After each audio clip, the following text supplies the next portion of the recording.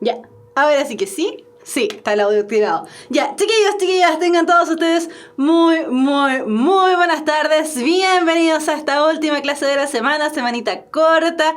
Bienvenidos sean todos ustedes a la clase de lenguaje y comunicación. ¿Qué es lo que vamos a ver el día de hoy? Seguimos hablando de vocabulario contextual. Dijimos, ¿cierto?, la clase pasada que ya había salido el temario DEMRE. Lo pueden revisar en psu.demre.cl. Y la prueba de lenguaje, la verdad es que a grandes rasgos, ¿cierto?, en la parte importante no cambió mucho. Por lo tanto, nos seguimos preparando más o menos de la misma manera. Específicamente, doy esa información sobre todo para quienes dieron la PSU el año pasado. Ya saben a qué se enfrentan, así que tranquilidad y relajo, porque no nos vamos a enfrentar a nada nuevo bajo el sol, básicamente. Entonces, estamos viendo la parte de vocabulario contextual.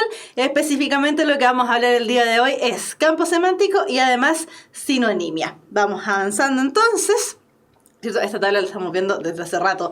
Decíamos que la prueba estaba dividida en dos grandes ítems o en dos grandes partes, ¿cierto? Una era la parte de indicadores de producción de texto y la otra la de comprensión de lectura. Nosotros precisamente nos estamos enfocando actualmente y desde el inicio de las clases, desde marzo hasta ahora, en la parte de comprensión de lectura. ¿Por qué? Precisamente porque es la parte que tiene más preguntas, es decir, es el fuerte de la prueba. La prueba en total tiene 80 preguntas, en realidad nos miden el puntaje con 75, pero nosotros no sabemos cuáles son esas 5 preguntas de pilotaje, por lo tanto tenemos que sí o sí contestar esas 80 preguntas. De las 80 preguntas, 55 son exclusivamente referidas a los textos, por lo tanto tenemos que fijarnos, ¿cierto? Tenemos que ensayar harto más esta parte porque tenemos que desarrollar las habilidades que, si bien la mayoría de nosotros ya tiene, ¿cierto? Ustedes ya esas habilidades las desarrollaron en el colegio, idealmente. Si bien ya las tienen, hay que perfeccionarlas de alguna manera, porque todavía van saliendo ciertas preguntas con cómo mejorar, por ejemplo, en comprensión lectora. Leo Silva, que está preguntando, ¿puede hacer un ejemplo con las estrategias de comprensión lectora? Leo Silva, en este momento no lo puedo hacer, pero puedes revisar las clases que estuvimos haciendo, las clases anteriores, ¿cierto?, con respecto a comprensión lectora. También lo mismo con respecto a vocabulario contextual. Decíamos que ya desde ayer, eso quiere decir que nos tenemos que estar preparando desde marzo prácticamente, con respecto a cómo mejorar, ¿cierto?, hacer mejor nuestro lenguaje, hacer mejor nuestro vocabulario. Para eso decíamos que nos podemos ayudar, por supuesto, de la página de Puntaje Nacional, puntajenacional.cl. Ustedes pueden hacer exclusivamente, por ejemplo, ensayos donde solamente salgan preguntas de vocabulario, y también nos podemos ayudar de aplicaciones de juegos, aprender a través del juego. Ahí sí es una súper buena manera de aprender. Es cosa de que pensemos cuando éramos más chiquititos, los que tengan hijos o tengan hermanitos pequeños, primos pequeños, ¿cierto? Se van a dar cuenta que ellos aprenden mejor jugando. Bueno, nosotros también, si no hemos perdido esa esencia. Entonces, hay muchas aplicaciones de juegos que tienen que ver con palabras, como el mismísimo pasapalabra, ¿cierto? Y además también utilizar el diccionario a nuestro favor, chiquillos. La mayoría tenemos, ¿cierto?, celulares con acceso a internet. Si no lo tenemos de manera móvil, si lo tenemos en algún momento del día, vayan anotando las palabras que desconozcan, que les parecen extrañas, búsquenlas y creen sus propios ejemplos con esas palabras, y además traten de ir incorporándolas a su habla cotidiana. Van a sonar medias extrañas al principio, tal vez a su entorno también van a decir, está saliendo con palabras domingueras, pero no importa, chiquillos, tenemos que ir mejorando nuestro vocabulario, porque decíamos que esa era una también de las falencias que encontrábamos al momento de comprender un texto, ¿cierto? Que cuando no conocíamos una palabra ya se nos empezaba a dificultar la comprensión. Entonces, proseguimos. Y la clase pasada, ¿cierto?, estuvimos viendo precisamente esto. Por eso les decía que en el temario de EMRE como que no cambió tanto la parte como estructural de la PSU, ¿cierto? Porque nos mantenemos con el vocabulario contextual con dos formatos. Se les conoce como el formato antiguo y el formato nuevo, pero en realidad, para dejarlo como más claro, ¿cierto?, el formato antiguo son los que tienen solamente sinónimos a su haber, y el formato nuevo son sinónimos más explicaciones temáticas. Cuando recién empezó a comenzar Cuando recién comenzó a pasar esto en la PSU de lenguaje, ¿cierto?, cuando dividieron las maneras de presentarnos los vocabularios, nos decían, van a haber tantas preguntas de formato antiguo, tantas preguntas de formato nuevo. Sin embargo, este año y el año anterior tampoco nos han dicho cuántas son. Por lo tanto, tenemos que prepararnos para los dos momentos. Para eso, la clase pasada, ¿cierto? Estuvimos viendo las estrategias de resolución de cada uno de los ítems. Así que si tienen alguna duda pueden repasar con la clase pasada. La clase ya está en el canal de YouTube, así que échenle ahí un ojo porque todas las clases ya están arriba para que puedan ir reforzando y repasando. Entonces, para que quede aún más claro a qué nos referimos cuando estamos hablando de lo que es el vocabulario antiguo y el vocabulario nuevo, nos vamos a enfrentar al mismo texto que revisamos la clase pasada, ¿cierto? Entonces nos vamos a encontrar con un texto mucho más amplio, mucho más largo que esto, porque recordemos que los textos en la PSU son más o menos largos, ¿cierto? Este es apenas un párrafo, pero nos va a aparecer una palabra subrayada o destacada de alguna manera. Generalmente simplemente aparecen subrayadas.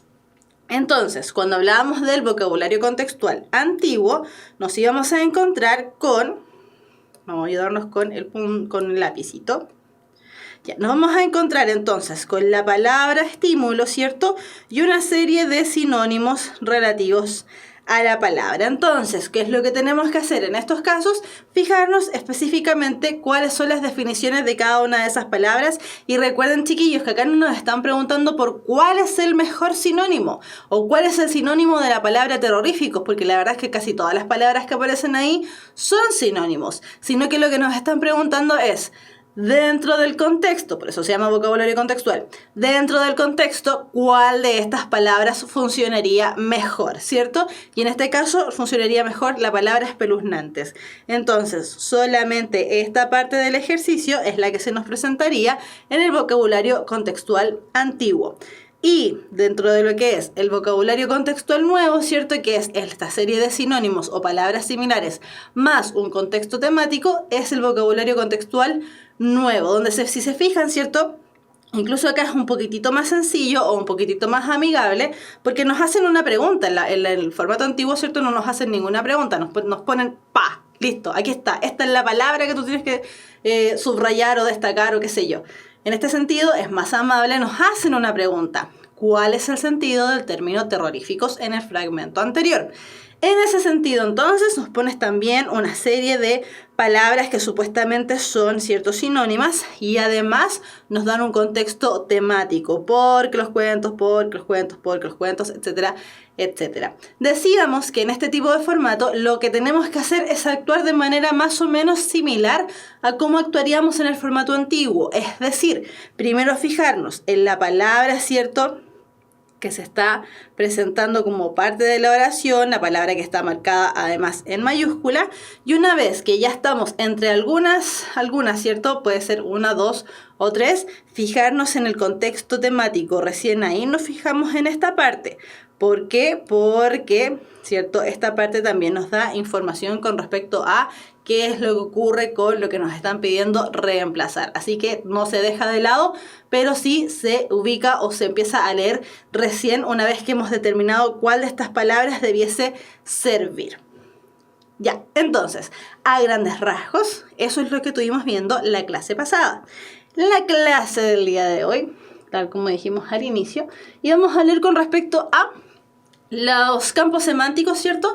Y también a la sinonimia, el fenómeno de la sinonimia. Para que quede aún más claro, esto también en todo caso lo dejamos enunciado en la clase anterior, ¿cierto? Cuando nosotros nos preguntan por los significados de las palabras, que en el fondo es lo que nos está preguntando este ítem de la PSU, nos están preguntando por un fenómeno que se conoce como la semántica, o un estudio, más bien dicho, ¿cierto? Un estudio de las palabras dentro de un contexto determinado. Esa es la semántica, que desde el griego, ¿cierto? Significa lo que tiene significado.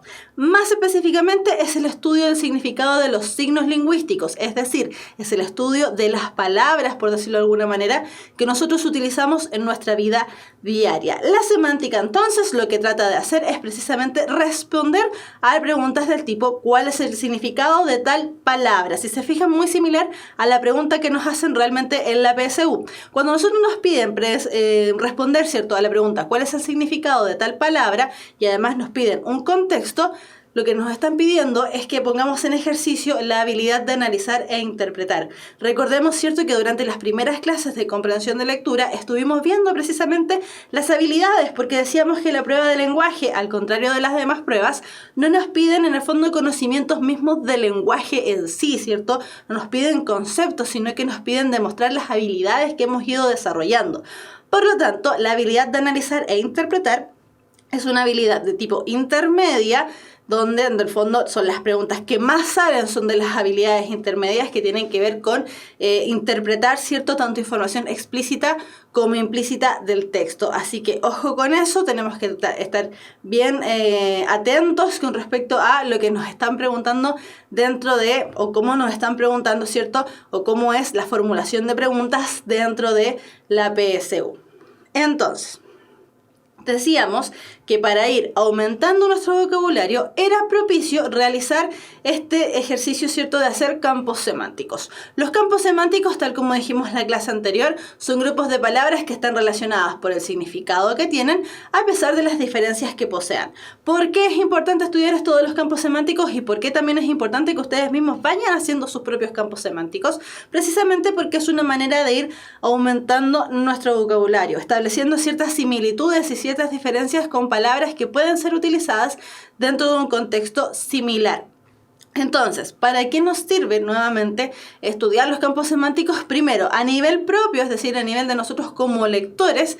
Primero, porque generan conexiones mentales entre las palabras, darnos cuenta que ciertas palabras van relacionadas unas con otras. Desde ese punto de vista, además, la clase pasada dijimos que era muy importante o muy propicio ir analizándolo desde el punto de vista etimológico. Porque las raíces etimológicas son las raíces básicamente de las palabras que nosotros utilizamos. Las raíces etimológicas que más vamos a utilizar en el español son raíces griegas, latinas y árabes, que son los grandes grupos semánticos, ¿cierto?, que tuvieron más influencia en nuestro idioma. Pensemos que la palabra ojalá, que lo ocupamos tan seguido, es una palabra que proviene del árabe. Así que ojo con eso, como los árabes invadieron en algún punto, ¿cierto?, la península ibérica, es decir, donde está ubicado España, que es de donde viene nuestro idioma, también tenemos mucha influencia del árabe. A partir de eso también tenemos muchas influencias de índole indígena, ¿cierto?, que están aquí en América Latina, en Centroamérica y parte de Norteamérica. Por lo tanto, también tendríamos que estar estudiando ciertas raíces o ciertas palabras que vienen desde ahí. Pero principalmente nos quedamos más que nada con las raíces griegas, latinas y árabes, porque son las que más influencia tienen en nuestro español. Entonces, ¿para qué nos sirve establecer estos campos semánticos? Primero, porque genera estas relaciones mentales o conexiones mentales, como ya decíamos, y porque además va haciendo un ejercicio mental al momento de ir analizando, ¿cierto?, y formando conceptos generales a partir de ciertas ideas particulares. Por ejemplo, los elementos que tenemos, ¿cierto?, dentro de una habitación. Dentro de una habitación tenemos, qué sé yo, el escritorio, la cama, qué sé yo, pero todas esas cosas las podemos agrupar dentro de una habitación. Sin embargo, nosotros ya sabemos que esas cosas son totalmente distintas, que se ocupan para distintas cosas, pero sabemos que se utilizan dentro de un espacio o que tienen una función determinada. Eso hace que nuestro vocabulario, sin duda, vaya creciendo. Y a nivel del texto, ¿cierto?, a nivel textual, hacer campos semánticos nos sirve porque primero estos campos semánticos hacen que a través de los sinónimos las palabras vayan progresando, la idea dentro del texto vaya progresando. Recordemos que una de las maneras de obtener ideas principales, ideas secundarias y las temáticas de los textos es irnos fijando qué palabra se repite más.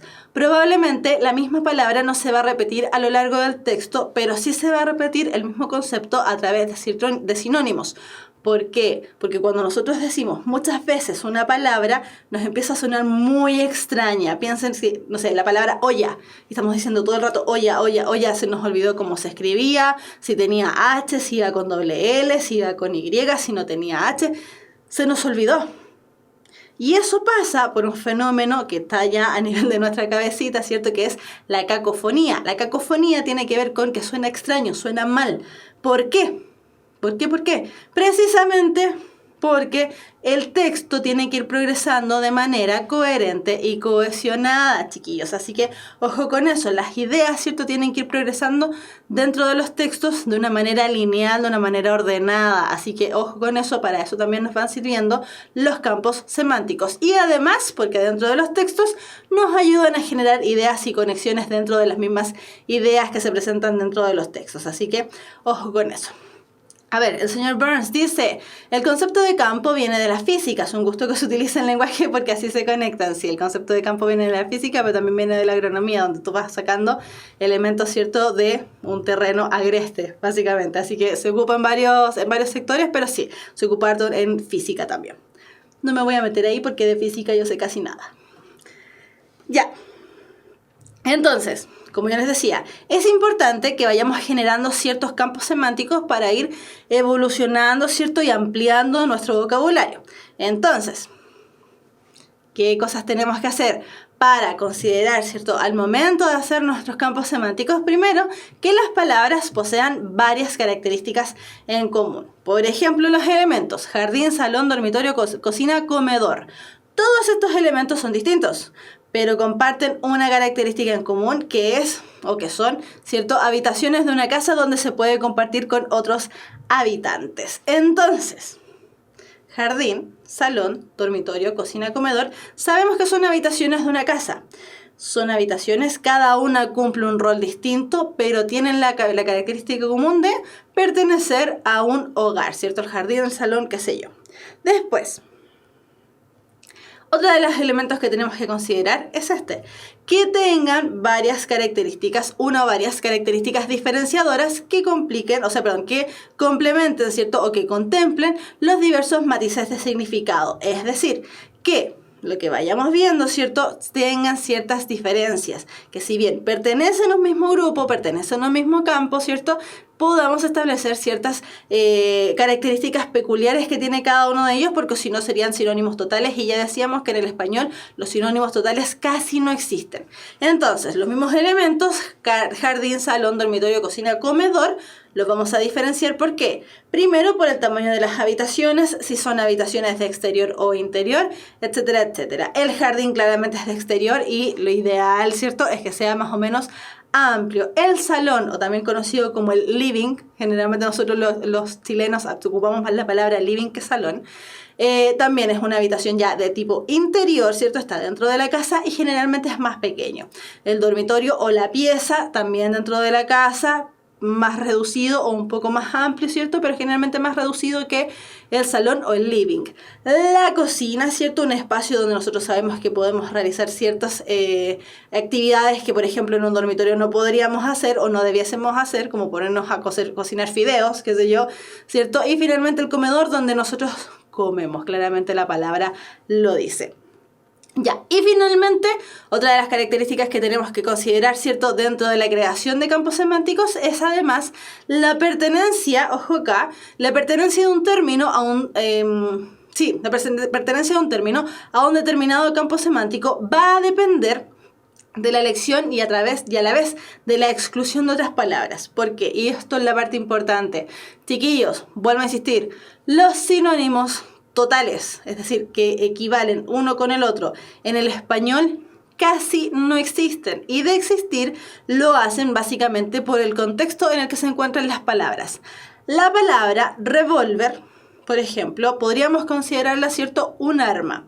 Si nosotros en la frase Juan fue muerto por un disparo de arma, perfecto. Juan fue muerto por un disparo de revólver. Claro, la palabra arma, ¿cierto?, engloba un montón de otros elementos dentro de los que se encuentra la palabra revólver. Sin embargo, dentro de este campo semántico que serían las armas, también tenemos que revólver es diferente a ballesta, ametralladora, tanque o cañón. Que al pobre Juan lo haya matado un disparo de ballesta, lo ubica inmediatamente en una línea de tiempo bastante más antigua de la que estamos actualmente, porque las ballestas se ocupan bien poco, a no ser que el pobre Juan sea en realidad, no sé, un animal y lo estén matando, pobrecito, a tiro de ballesta. Ametralladora, ya es bien distinto, no le llegó un disparo, le llegó varios disparos. Y así sucesivamente, el tanque, cañón, imagínense, son mucho más grandes. Entonces, tenemos que fijarnos también en cómo utilizamos las palabras o cómo utilizamos los conceptos dentro de una oración o dentro de un texto determinado, porque esa palabra precisamente va a determinar, por ejemplo, aquí a cómo mataron al pobre Juan, ¿cierto? Así que tenemos que tener mucho ojo con eso. Y como hablábamos recién de los sinónimos, recordar, ¿cierto?, que los sinónimos, nos enseñaron los sinónimos seguramente como en tercero básico, pero la idea de sinónimo tenemos que irle quitando un poquitito. ¿Por qué? Los sinónimos son palabras con significado parcialmente idéntico y se utilizan para no repetir palabras dentro de un mismo texto, ¿cierto? Y esto ya lo hemos dicho y lo hemos estado repitiendo a lo largo de la clase. Sin embargo, las palabras alimento y comida generalmente las utilizamos como sinónimos. Cuando el alimento, por ejemplo, es el conjunto, esto según la RAE, conjunto de sustancias que los seres vivos comen o beben para subsistir, mientras que la comida es lo que se come y bebe para nutrirse. Es decir, alimento podría ser, por ejemplo, la comida chatarra. ¿Por qué? Porque en realidad la estamos utilizando para suplir una carencia temporal, ¿cierto? Para subsistir. No sé, me bajo el azúcar y me compro, no sé, unas papas fritas, por ejemplo. Mientras que la comida se come y se bebe para nutrirse, es decir, estamos hablando ya de una comida mucho más funcional, que de verdad entrega nutrientes, por eso está la palabra nutrirse, ¿cierto? Que de verdad entrega nutrientes a nuestro cuerpo, por ejemplo, una manzana.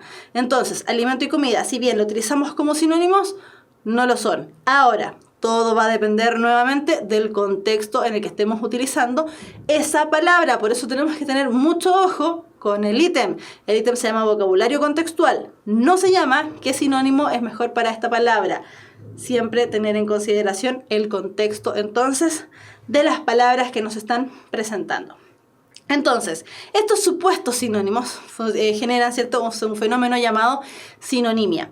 La sinonimia es la relación semántica que se da entre palabras o expresiones que presentan significados equivalentes, es decir, parecidos, casi iguales. Ejemplo, las palabras morir y fallecer. El rey ha muerto esta noche, el rey ha fallecido esta noche. Ambas palabras, en este caso, ¿cierto?, no funcionaría dentro de la idea, ¿cierto?, de que el rey, se definía el rey, ¿cierto?, durante la noche. ¿Cómo utilizamos o cómo comprobamos que ese elemento, esa palabra que nos permite crear, ¿cierto?, hacer evolucionar la idea, funciona? Precisamente utilizando el concepto dentro de las oraciones mismas. El rey ha muerto, el rey ha fallecido, ambas funcionan, ambos nos entregan exactamente la misma información. En este caso, entonces, estas palabras están funcionando prácticamente como significados totalmente complementarios, ¿cierto?, como significados totalmente equivalentes. Distinto es lo que pasa, perdón, no, ahora vamos a los sinónimos totales. Entonces, como decíamos, los sinónimos totales prácticamente no existen siempre y cuando, ¿cierto?, nos utilicemos dentro del contexto como ocurría en el ejemplo anterior.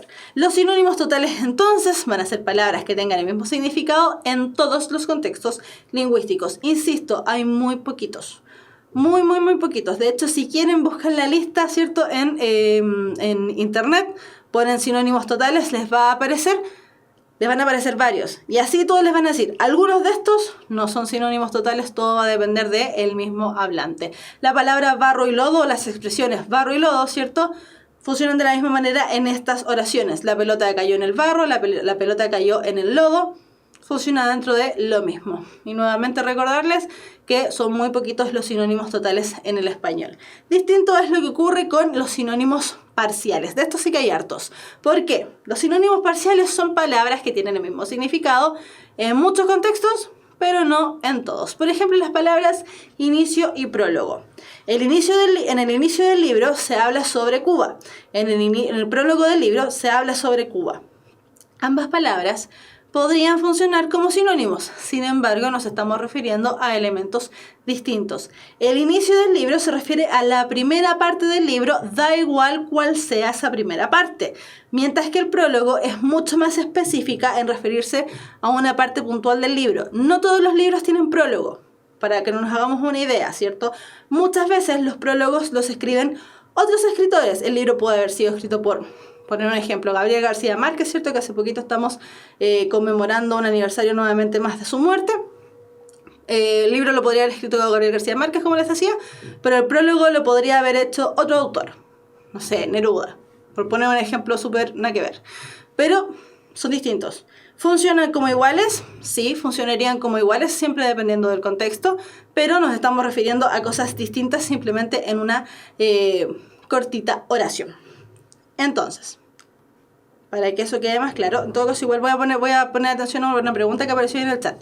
Para que nos quede más claro esto, entonces, chiquillos, vamos a realizar el ejercicio de la clase y poner atención, porque al igual que en todas las clases, hemos estado trabajando con los textos, ¿cierto?, oficiales que fueron puestos a nuestra disposición en el ejercicio del modelo de admisión 2019 del DEMRO, ¿cierto?, el modelo del año pasado. Por lo tanto, son ejercicios oficiales de los tipos de textos oficiales que nos van a salir.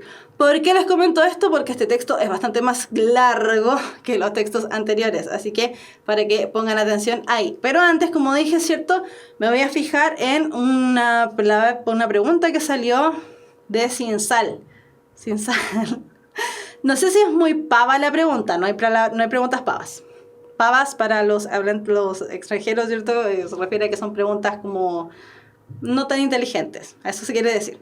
Ya, no sé si es muy pava la pregunta, pero esta materia, ¿de qué curso es o es más general?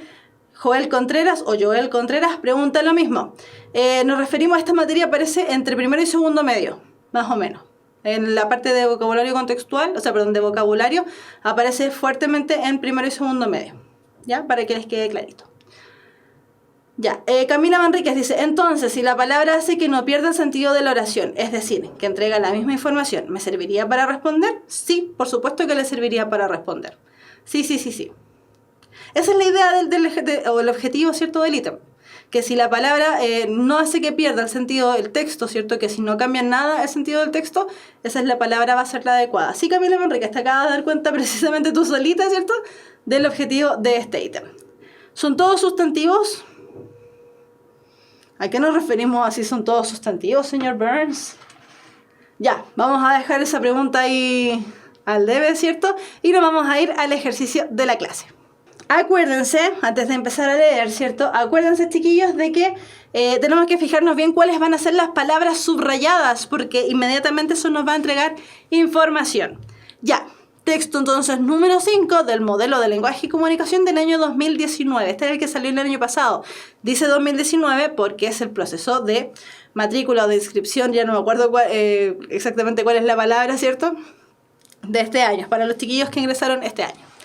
Ya, dice, el lunes amaneció tibio y sin lluvia. Don Aurelio Escobar, dentista sin título y buen madrugador, abrió su gabinete a las 6. Sacó de la vidriera una dentadura postiza montada aún en el molde de yeso y puso sobre la mesa un puñado de instrumentos que ordenó de mayor a menor como en una exposición. Llevaba una camisa a rayas, sin cuello, cerrada arriba con un botón dorado y los pantalones sostenidos con cargadores elásticos. Era rígido, enjuto, con una mirada que raras veces correspondía a la situación como la mirada de los sordos. Cuando tuvo las cosas dispuestas sobre la mesa, rodó la fresa hacia el sillón de resortes y se sentó a pulir la dentadura postiza. Parecía no pensar en lo que hacía, pero trabajaba con obstinación, pedaleando en la fresa incluso cuando no se servía de ella. Después de las 8, hizo una pausa para mirar el cielo por la ventana y vio 2 gallinazos que se secaban al sol en el caballete de la casa vecina. Siguió trabajando con la idea de que antes del almuerzo volvería a llover. La voz destemplada de su hijo de 11 años lo sacó de su abstracción. ¡Papá! Voz destemplada, voz gritona, chillona. ¡Papá! ¿Qué? Dice el alcalde si le sacas una muela. Dile que no estoy aquí. Estaba puliendo un diente de oro. Lo retiró a la distancia del brazo y lo examinó con los ojos a medio cerrar. En la salita de espera volvió a gritar su hijo. Dice que si estás porque te está oyendo. El dentista siguió examinando el diente. Solo cuando lo puso en la mesa con los trabajos terminados dijo, mejor. Volvió a operar la fresa. De una cajita de cartón donde guardaba las cosas por hacer, sacó un puente de varias piezas y empezó a pulir el oro. ¡Papá! ¿Qué? Aún no había cambiado de expresión. Dice que si no le sacas la muela, te pega un tiro. Sin apresurarse, con un movimiento extremadamente tranquilo, dejó de pedalear en la fresa, la retiró del sillón y abrió por completo la gaveta inferior de la mesa. Allí estaba el revólver. «Bueno», dijo, «dile que venga a pegármelo». Hizo girar el sillón hasta quedar frente a la puerta, la mano apoyada en el borde de la gaveta. El alcalde apareció en el umbral.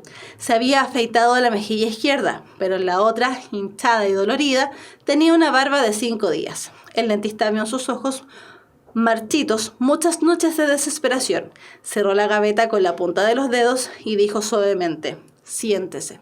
«Buenos días», dijo el alcalde. «Buenos días», dijo el dentista. Mientras servían los instrumentos, el alcalde apoyó el cráneo en el cabezal de la silla y se sintió mejor. Respiraba un olor glacial. Era un gabinete pobre, una vieja silla de madera, la fresa de pedal y una vidriera con pomos de loza. Frente a la silla, una ventana con un cancel de tela hasta la altura de un hombre. Cuando sintió que el dentista se acercaba, el alcalde afirmó los talones y abrió la boca. Don Aurelio Escobar le movió la cabeza hacia la luz. Después de observar la muela dañada, ajustó la mandíbula con una presión cautelosa de los dedos. «Tiene que ser sin anestesia», dijo. «¿Por qué?» «Porque tiene un absceso». El alcalde lo miró en los ojos. «Está bien», dijo, y trató de sonreír. El dentista no le correspondió. Llevó a la mesa de trabajo la cacerola con los instrumentos servidos y los sacó del agua con unas pinzas frías, todavía sin apresurarse. Después rodó la escupidera con la punta del zapato y fue a lavarse las manos en el agua manil. Hizo todo sin mirar al alcalde, pero el alcalde no lo perdió de vista. Era un cordal inferior. El dentista abrió las piernas y apretó la muela con el gatillo caliente.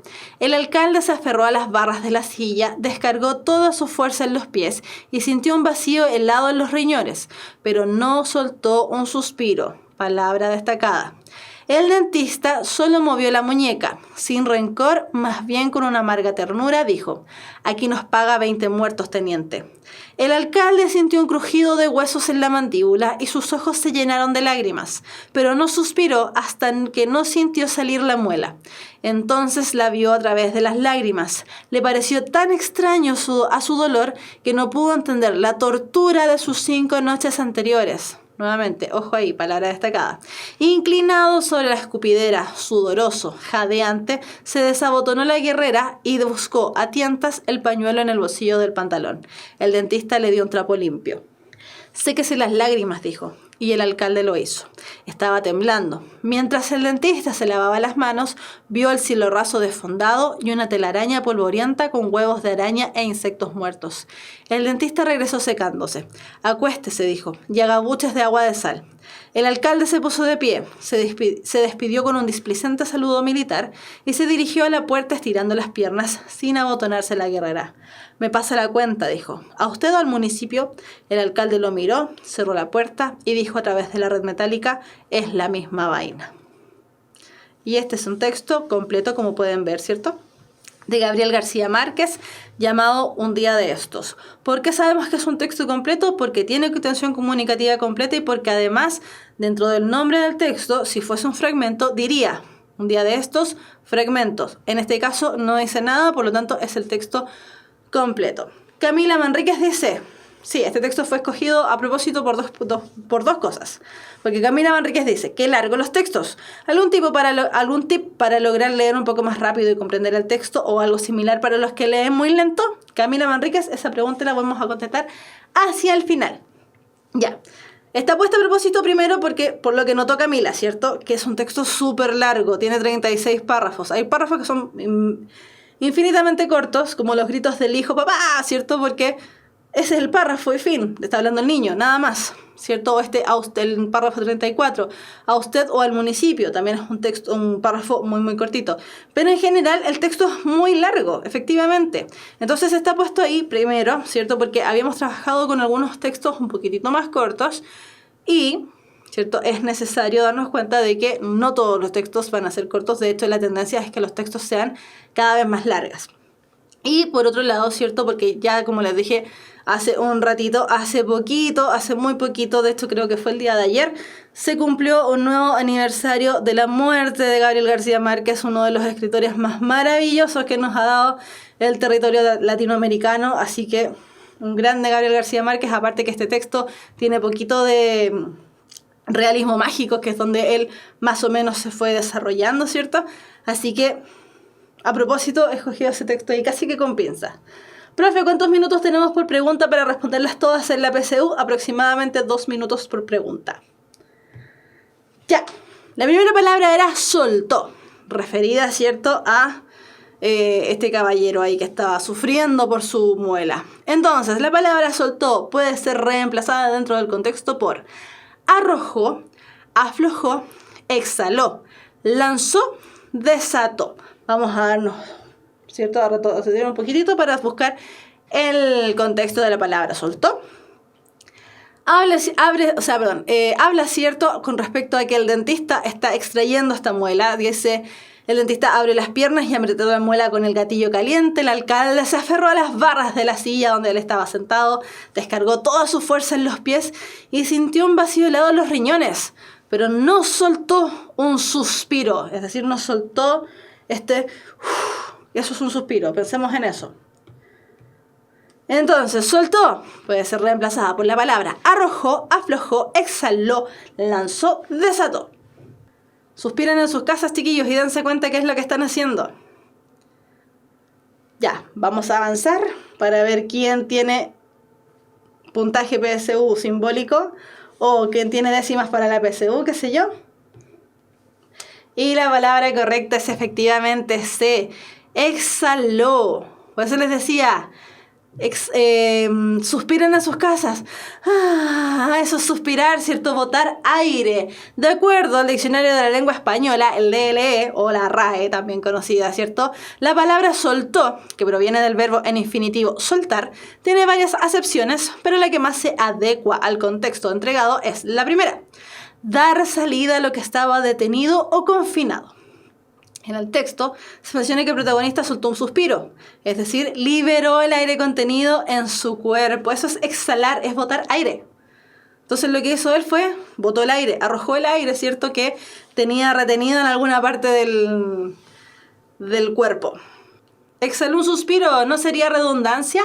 No lo sería, porque cuando tú exhalas también puedes botar simplemente aire, no necesariamente a manera de suspiro. Cada vez que tú estás respirando y botas aire, estás exhalando. Inhale, respire hacia adentro. Exhale, bote el aire que tiene. Así que no sería... Hay un problema, ¿cierto?, de coherencia o de cohesión. Efectivamente, entonces, chiquillos, es la letra C. ¿Por qué? Porque estamos exhalando, botando el aire. Desde Colombia, Chagal, justamente estamos leyendo a alguien de tu tierra, Colombia. Ya, vamos con la siguiente palabra. Sukin Yut dice, yo lo tomé como ejemplo cuando hacía educación física. Inhala y exhala, sí, súper bien.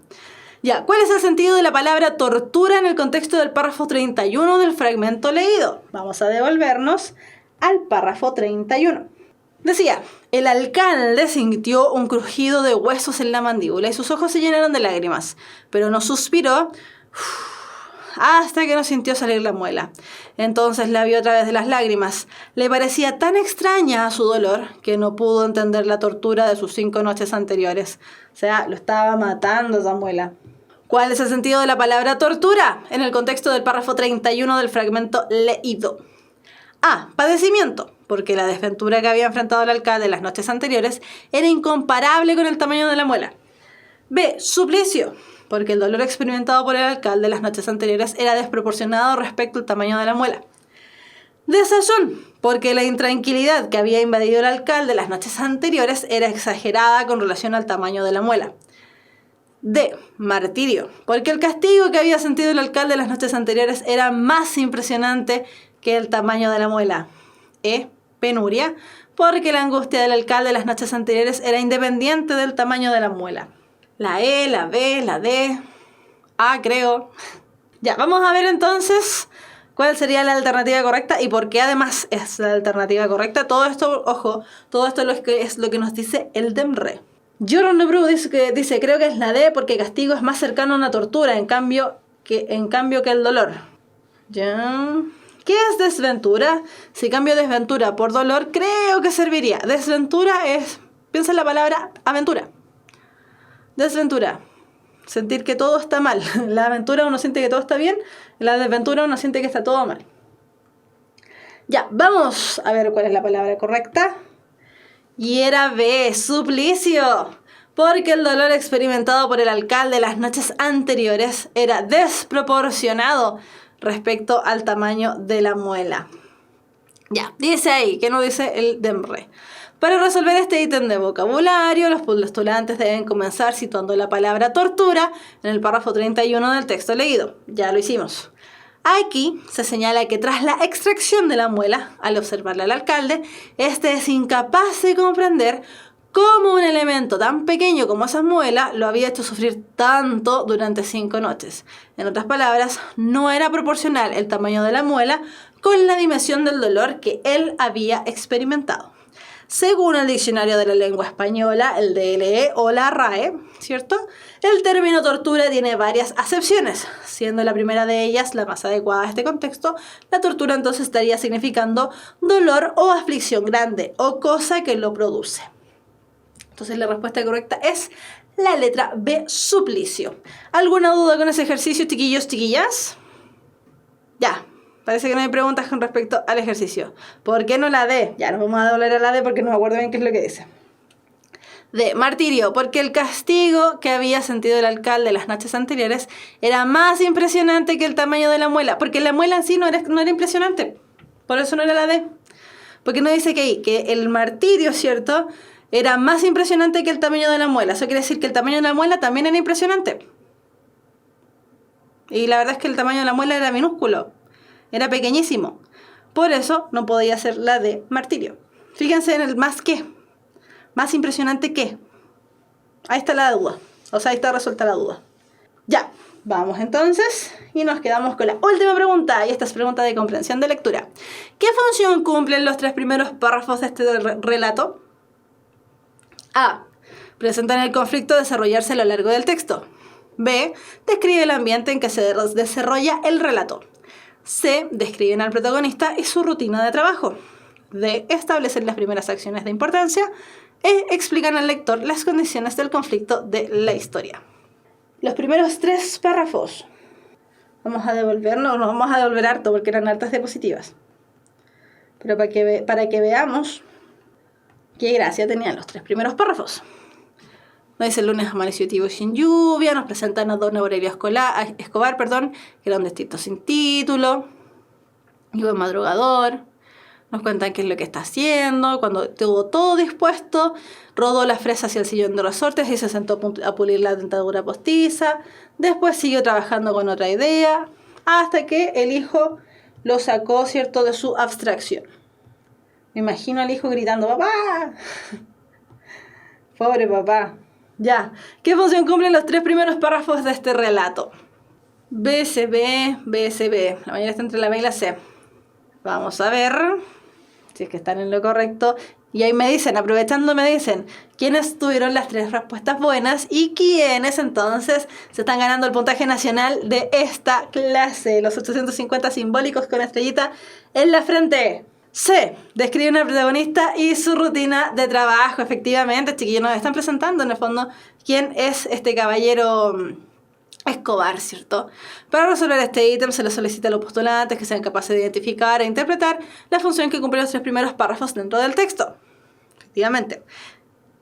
En estos se comienza a describir el inicio de un día cualquiera, ahí sí, de Aurelio Escobar, su despertar, la vestimenta que lleva puesta, la que hace, etcétera, etcétera, relacionándolo con el hecho de que es un dentista. En conclusión, se resume la rutina diaria de este personaje. Efectivamente, entonces, chiquillos, es la C. No es la B, porque no nos están describiendo el ambiente.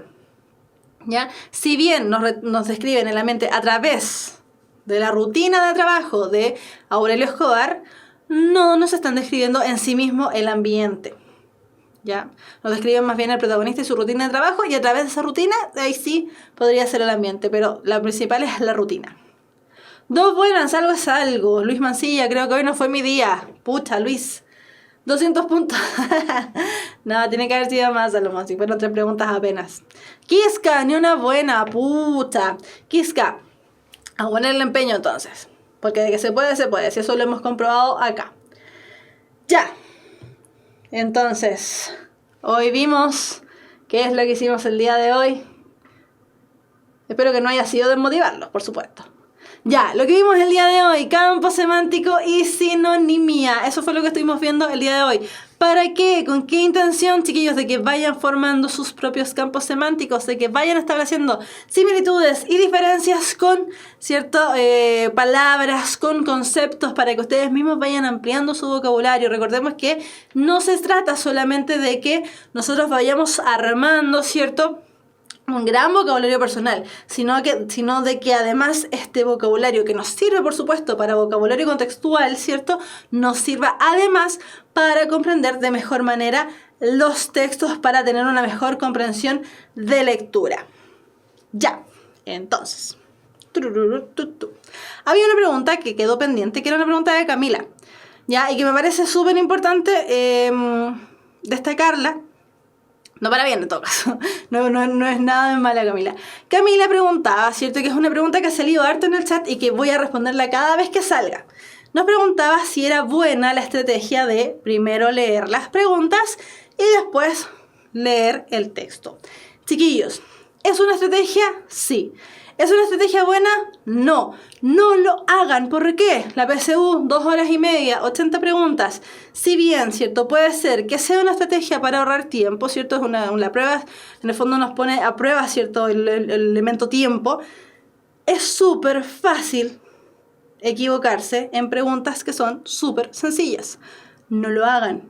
No es una buena estrategia. ¿Sirve para ahorrar tiempo? Sí, sirve para ahorrar tiempo. ¿Sirve realmente para responder a conciencia un texto? No, no sirve para responder a conciencia un texto y probablemente vamos a caer dentro de las alternativas distractoras. Así que no lo hagan. No es una buena estrategia. En ningún caso la vamos a recomendar. No. ¿Ya? Así que no. Antonia Araya, ¿cierto?, que está diciendo, he hecho eso desde que nací. No lo haga más. Sáquese ese mal hábito, es muy mala idea. Porque, insisto, van a caer fácilmente con los distractores. ¿Ya? Así que sí, ¿sirve para ahorrar tiempo? Sí, es verdad. Pero no lo ocupen. Ya. Preguntas. Profe, en los días paso una materia de un curso en específico. Lo que pasa sin sal, no paso la materia de un curso en específico. Lo vamos pasando por ítem de la PSU. Entonces, por ejemplo, hay un error. Pero en la clase del día de hoy era de vocabulario contextual 2. Eso quiere decir que vimos vocabulario contextual la clase anterior. Clases anteriores estuvimos viendo estrategias de comprensión de lectura y habilidades y competencias. Así que no se trata de una materia en un curso, porque el lenguaje no mide contenidos, mide habilidades. Ya, así que para que estés atento o atenta, no sé. Lola, tip para leer más rápido. Ejercitar, exclusivamente ejercitar. Vayan ejercitando la lectura, chiquillos. ¿Cómo ejercitamos la lectura? No simplemente leyendo, porque en realidad ese no es un ejercicio por sí mismo, ya, sino que fíjense más bien en una lectura comprensiva. Ya vayan leyendo y en la medida que van leyendo y comprendiendo, ¿cierto?, y aplicando estrategias de comprensión de lectura que vimos en las clases anteriores, revisen las clases que ya están en el canal de YouTube, pueden ir también mejorando, por supuesto, su velocidad lectora y su comprensión lectora. Entonces, chiquillos, ¿qué leer? Todavía estamos a tiempo de leer lo que se nos plazca, ¿cierto? Estamos recién en abril, todavía tenemos tiempo de leer cosas que nos gusten. A lo mejor no nos gusta leer, pero nos gusta, no sé, el deporte. Entonces leamos la página de deporte del diario, por ejemplo. Así que tratemos de irlo por ahí. Tips para vencer el miedo y hablar en público. Para vencer el miedo, consejos, estos son los consejos así como para las disertaciones, que eso es lo más común que ocurre, ¿cierto?, que les da un poco de miedo y ansiedad hablar en público. Preséntense ante el público con alguna cosa que ustedes puedan apretar. Ya puede ser una pelotita o un lápiz o un plumón, alguna cosa que puedan apretar. El acto de apretar hace que nosotros liberemos también un poco la ansiedad. Y para hablar en público, bueno, es lo mismo, ¿cierto? Preséntense con algo. Ya, Nicolás Morales Rousseau. ¿Qué hago si no me gustan los libros que explican muchas características? ¿Lea otro tipo de libro? Pues Nicolás, así de simple. ¿Sirve leer desde el celular? Sí y no. Te sirve si es que te gusta leer y tienes la capacidad de concentración para leer en un celular. No te sirve desde el punto de vista de que si no tienes las habilidades o las características de un buen lector, no puedes estar subrayando, que son las estrategias que hemos dado en clase, no puedes estar subrayando, extrayendo idea principal, idea secundaria, escribiendo los márgenes, ¿cierto? Por ejemplo, hacer mapas conceptuales, etcétera, etcétera. Así que depende. Eso va a depender exclusivamente de qué lector estemos hablando. ¿Y la sopa de letras sirve para mejorar la comprensión lectura? Sí, te sirve para generar los campos semánticos, Javier. Sí, te sirven. ¿Algún libro u otra cosa para ampliar vocabulario? Sí, juegos, aplicaciones de celular. También como por ejemplo nos dice Javier, ¿cierto? Que hace sopas de letra, les sirve. Los puzzles les sirven les sirven mucho, así que los puzzles también les sirven harto. Justo ahí Carla está ayudando con el tema de los puzzles. Nicolás, ¿qué podemos hacer para que nos motivemos a leer todo tipo de libros? Primero, encontrar qué tipo de libro te gusta. Primero, eso es lo fundamental. Ya, vamos terminando, estamos casi en la hora. Chiquillos, chiquillas, damos casi. ¿Codicross sirve? Sí, nunca tanto, pero sí les sirve. Ya, ahora sí, damos por concluida la clase del día de hoy. Chiquillos, que tengan un súper rico fin de semana, que les lleguen muchos huevitos de chocolate. No se lo siguen, eso sí, acuérdense que están supuestamente preparándose para la PSU, y uno para la PSU se equilibra tanto física, mental, espiritualmente, de todas maneras. Así que, pásenlo bien en todo caso.